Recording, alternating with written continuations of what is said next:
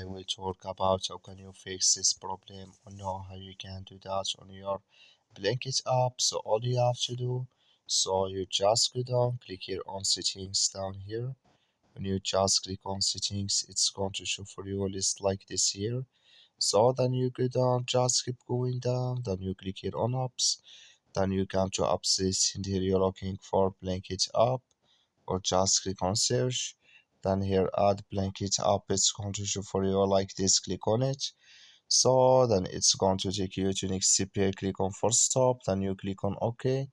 Then you go down, just click here on storage, come to storage list here, just click on clear cache, then all you have to do, so you just go to your Play Store, you click on it here, then you search here for Blinkit app, it's going to show for you like this.